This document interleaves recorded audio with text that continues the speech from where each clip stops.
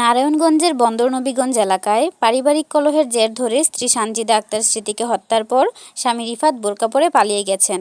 মঙ্গলবার দিবাগত রাতে নিহতের মরদেহ উদ্ধার করে ময়নাতদন্তের জন্য নারায়ণগঞ্জ জেনারেল হাসপাতালে পাঠিয়েছে পুলিশ। ঘটনার পর থেকে পলাতক রয়েছেন স্বামী সিফাত। 18ই জুন বুধবার বিষয়টি নিশ্চিত করেছেন বন্দর পুলিশ ফাঁড়ির এসআই আরিফ পাঠান। স্থানীয় বাসিন্দারা জানান, গৃহবধূ সানজিদা আক্তার স্মৃতির সঙ্গে সিফাতের 2 বছরের প্রেমের সম্পর্ক ছিল। সেই সঙ্গে গত 3 মাস আগে তারা একে অপরের সঙ্গে বিবাহ বন্ধনে আবদ্ধ হন। তবে বিয়ের পর থেকে তাদের মধ্যে নানা কারণে দাম্পত্য কলহ লেগে থাকত। মঙ্গলবার সকালে তাদের একে অপরের সঙ্গে কথার কাটাকাটি হয়। এক পর্যায়ে স্বামী সিফাত স্মৃতিকে ঘরের ভেতর হত্যা করে দরজা জানালা বন্ধ করে পালিয়ে যায়।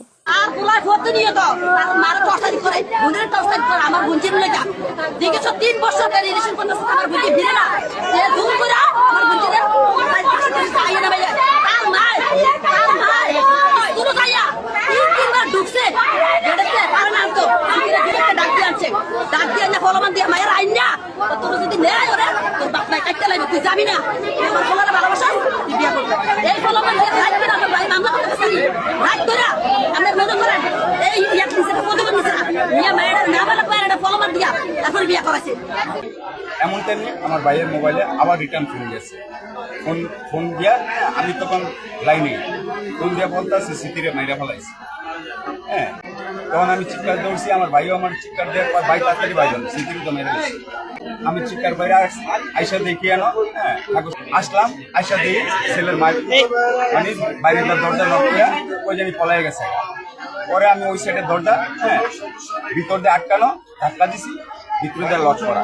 পরে জোরে যখন লাথি দিছি, লাথি দেওয়ার পরে দরজা খুলে গেছে, দেখি হ্যাঁ লাশের পাশে ছেলের দাদি বয়ে রয়েছে। আমি চিৎকার দিলাম, এটা কি করলেন আপনারা, এই কথা কইছে। আর হ্যাঁ মেয়েটার খালাইতে মানে আস্তে করে গড়তে বাড়িয়ে গেছে।